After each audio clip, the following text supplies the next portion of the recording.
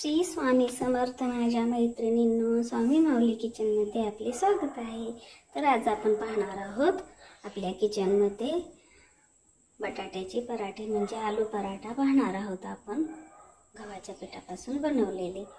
बघूयात आपण त्यासाठी लागणारे साहित्य। त्यासाठी मी हे बटाटे उकडून चांगले शिजवून घेऊन त्याची भाजी बनवून घेतलेली आहे। त्याच्यात मी सगळे कोथिंबीर, कसुरी मेथी, कांदा बारीक चिरून, लसूण, अद्रकची पेस्ट हे ग्रॅम मी सगळं टाकून घेतलेलं आहे। ती तेलात नाही हे करून घेतलेली, भाजी बनवून घेतलेली नाही। तसं बटाटे शिजवलेले असे स्मॅश करून घेतले।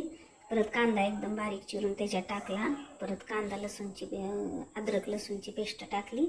सगळं टाकून ते असं हिरवी मिरची थोडीशी सगळंच टाकलं त्याच्यात, ते टाकून घेतलं सगळं।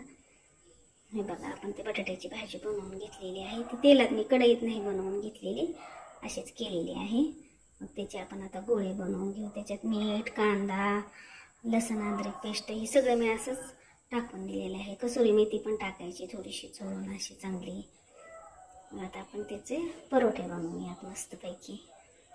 कणिक मळून चांगली सकाळी भिजवून ठेवायची, छान होते। जास्त पण पातळ नाहीत लाटायची, असं भरपूर घालायची भाजीमध्ये आणि असं टाकल्यानंतर कडणी असं तेल सोडायचं म्हणजे असं कडंगपणा येतो चांगला पराठ्याला आपल्या। आता बघा आपण छान असं तेल ब्रशने लावायचं, ब्रश नसला तर उलटण्याने लावायचं आपल्या। छान सगळं लावून घ्यायचं, जास्त नाही फुगला तरी पण चालतो। छान कडंग असं छान होतो, जास्त मऊ पण नाही खाऊ वाटत। असं घ्यायचं छान, इकडून सारखं असं पालता उलटा करून भाजून घ्यायचं चांगला। त्याच्यात आपण सगळं टाकलेलं सामान आहे भाजीत। भाजी भरपूर घातल्यामुळे एकदम मस्त लागतो परत खाण्यासाठी। छान असं सारखंच हे करून भाजून घ्यायचं व्यवस्थित जरा। रोज रोज तीच खाऊन कंटाळा आलेला असतो, त्याच्यामुळे थोडासा बदल बरा वाटतो खाण्यासाठी। आता मी बघा ही चटणी पण मी बनवून घेतलेली आहे दह्याची।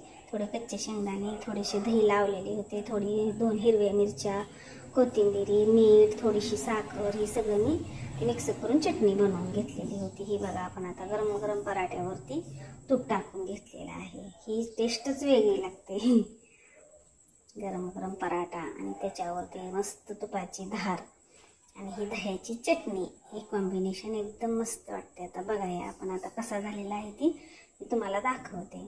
बघा किती छान कडेपर्यंत सगळी भाजी गेलेली आहे बटाट्याची। बटाट्याची भाजी चांगली स्मॅश करून घ्यायची, जास्त त्याच्यात एकदम पण मऊ पण नाही करायची आणि एकदम अशी मोठी पण नाही ठेवायची, अशी करून घ्यायची आणि याच्यासोबत खाऊन टाकायचा। परत आणखीन दुसरा लोणी लावलेला पराठा आपण बघूयात। आता आपण कुणाला तूप लावून आवडतं, कुणाला लोणी लावून आवडतो, त्याच्यामुळे ही दुसरा पराठा आपण बघूयात। त्याला आपण लोणी लावून खाऊन बघूयात परत। हा बघा पराठा हा पण छान झालेला आहे। भरपूर पराठे केले, सगळ्यांना खायला जेवणाची गरजच लागत नाही। आपण हॉटेलात गेला तर पराठे भरपूर खूप महाग आहेत, त्याच्यामुळे घरीच बनवून खायचे। हे बघा ताजी लोणी बनवलेले होते, ते गरम पराठ्यावरती ती लोणी असे पसरवून घ्यायचे चांगले। ह्याची पण टेस्ट वेगळीच लागते आपल्याला। परत लोणी पराठा पण छान लागतो खायला। छान चमच्याने पसरवून घ्यायची आणि त्याची परत अशी गुंडाळी करून घ्यायची, परत ती खायचा। कसा वाटला मैत्रिणींना, छान वाटला का? करून बघा मग। थँक्यू।